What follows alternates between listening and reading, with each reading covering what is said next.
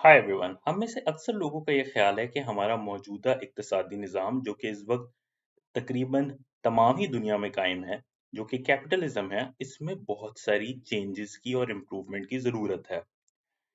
Capitalism पर सबसे ज़्यादा तनकीद जिसने की, उस शख्स का नाम है कार्ल मार्क्स, और कार्ल मार्क्स ने कम्युनिज्म का निज़ाम भी दुनिया को दिया।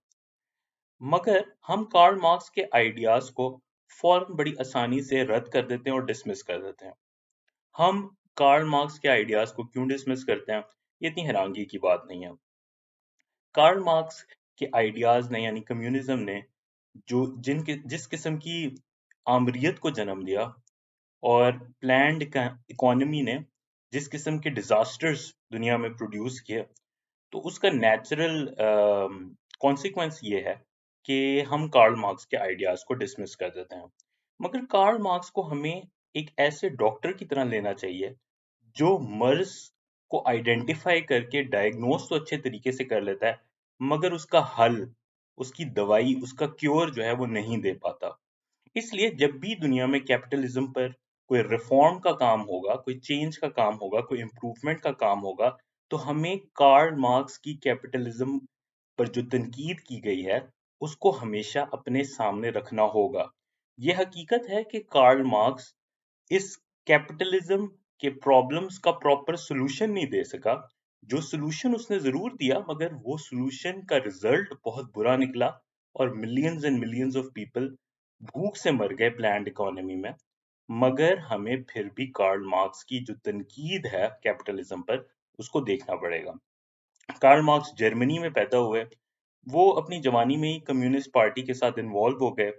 मुफक्करीन का एक छोटा सा ग्रुप था जो चाहता था कि जो जर्मन क्लास सिस्टम है और जो प्राइवेट प्रॉपर्टी की ओनरशिप है, उसको ख़त्म किया जाए, और गवर्नमेंट प्लान्ड इकोनॉमी और planned communication system and banking system को मुल्क में लाया जाए। वो एज ए जर्नलिस्ट काम करता था, मगर उसे जर्मनी को से भागना पड़ा, और वो इवेंचुअली लंदन में सेटल हो गया। कार्ल मार्क्स ने बहुत सारी किताबें लिखी और आर्टिकल्स लिखे अपने दोस्त फ्रेडरिक एंजल्स की मदद से। कार्ल मार्क्स ने उस वक्त की जो मगरबी दुनिया में कैपिटलिज्म पर काफी सारी तनकीद की। सबसे बड़ी तनकीद, पहली तनकीद जो की, वो ये की कि कैपिटलिज्म इंसानों को मिजरेबल और परेशानी में इसलिए मुब्तला करता है कि एक इंसान के लिए उसका काम एक सोर्स ऑफ मोटिवेशन होता है, उसकी जिंदगी को मकसद देता है। और कैपिटलिज्म में प्रॉब्लम यह है कि कैपिटलिज्म हर चीज को स्पेशलाइजेशन की तरफ ले जाता है। यानी वो कहते हैं कि पुराने वक्तों में जब कैपिटलिज्म निजाम नहीं था, तब एक एक कारपेंटर जब एक कुर्सी बनाता था, तो वो कुर्सी के सारे पार्ट्स के अंदर अपने अंदर की जो मेहनत, सच्चाई और क्रिएटिविटी थी, उस कुर्सी के अंदर नजर आती थी। मगर आजकल की दुनिया में उस कुर्सी के पार्ट्स को अलग अलग कर दिया जाता है, और कुर्सी का एक आर्म जो है वो दूसरा शख्स बना रहा होता है, कुर्सी के जो लेग्स हैं वो कोई और शख्स बना रहा होता है। तो वो जो feeling of fulfilment and Joy है, वो कैपिटलिज्म नहीं दे पाता, बिकॉज ऑफ स्पेशलाइज्ड रोल्स। और इंसान अपनी बेहतर कंट्रीब्यूशन कैपिटलिज्म की वजह से नहीं दे पाते। दूसरा पॉइंट जो कार्ल मार्क्स ने उठाया, जो कि बिल्कुल ठीक था, वो ये कहते थे कि कैपिटलिज्म की वजह से इंसान रिप्लेसेबल हो गए हैं। जो फैक्टर्स ऑफ प्रोडक्शन है, यानी कि जिन चीजों से बनकर मुख्तलिफ चीजें बनती हैं, वो रिप्लेसेबल हैं, और इंसान रिप्लेसेबल हैं। अगर कोई नई टेक्नोलॉजी आती है, वो इंसानों को रिप्लेस कर देती है। हम इंसान इमोशनली लेट गो नहीं करना चाहते, हम नहीं चाहते कि हमें छोड़ दिया जाए। और कैपिटलिज्म की वजह से इंसानों को या तो नौकरियों से निकाल दिया जाता है, या उनकी यूटिलिटी यानी उनकी यूजेज और प्रोडक्टिविटी खत्म हो जाती है जब नई टेक्नोलॉजी आती है, या फिर कॉस्ट्स इकोनॉमीज की बढ़ती हैं, काम की बढ़ती हैं, तो इंसानों को कैपिटलिज्म ने रिप्लेसेबल यानी तब्दील करने वाली शय बना दिया। तीसरी बात जो कार्ल मार्क्स करते हैं, وہ یہ کرتے ہیں کہ کیپٹلزم میں غریبوں کا استحصال ہوتا ہے اور امیر امیر سے امیر تر ہوتے ہیں۔ وہ سمپلی کہتے ہیں کہ کیپٹلزم میں جو پروفٹ کا کانسیپٹ ہے وہ ایکسپلائٹیشن آف لیبرز ہے، یعنی یہ ایک طرح کا انسانوں سے ان کا ٹیلنٹ کریٹیوٹی کو چرانا ہے۔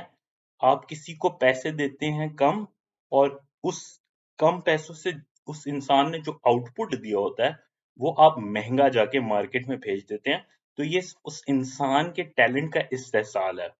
چوتھا پوائنٹ جو انہوں نے اٹھایا وہ یہ اٹھایا کہ کیپٹلزم بڑا ہی انسٹیبل ہے، کیپٹلزم میں ہمیشہ کرائسس آتے ہیں، اور ہر کرائسس کو جو کیپٹلسٹ ہوتے ہیں وہ دکھاتے ہیں کہ یہ بہت تھوڑی دیر کا ہے، مگر اور یہ جلد ختم ہو جائے گا اور یہ پھر کبھی نہیں آئے گا۔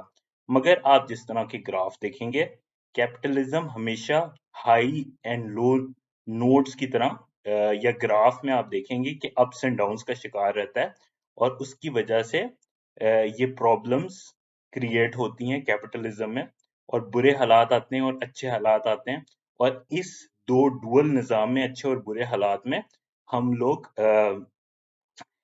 وی are placed in that period. جو پانچواں پوائنٹ ہے وہ یہ ہے کہ کیپٹلزم ان امپلائمنٹ کو اس طرح پروڈیوس کرتی ہے، وہ یہ کہتے ہیں کہ کیپٹلزم ہمارے آس پاس کے نظام کو اتنا پروڈکٹیو بنا دیتا ہے کہ کچھ لوگ ضائع ہو جاتے ہیں، جس کو ہم ان امپلائمنٹ کہتے ہیں۔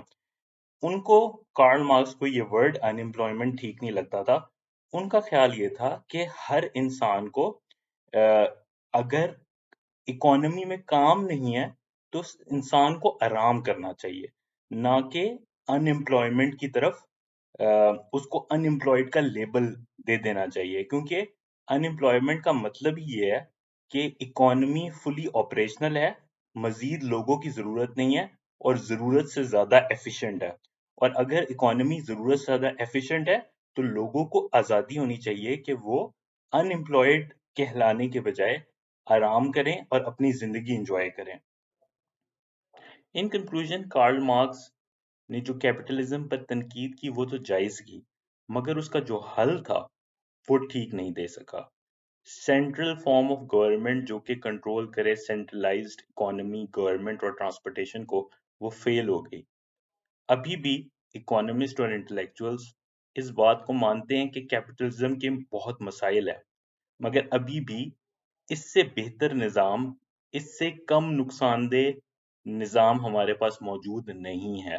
سو کیپٹلزم کے ان مسائل کو ایڈریس کرنے کی کوشش ابھی بھی اکانومسٹ اور انٹلیکچوئلز کر رہے ہیں، مگر ہمیں کارل مارکس کی تنقید جو انہوں نے کیپٹلزم پر کی تھی اس کو بہت کیجولی ڈسمس نہیں کرنا چاہیے۔ Thank you.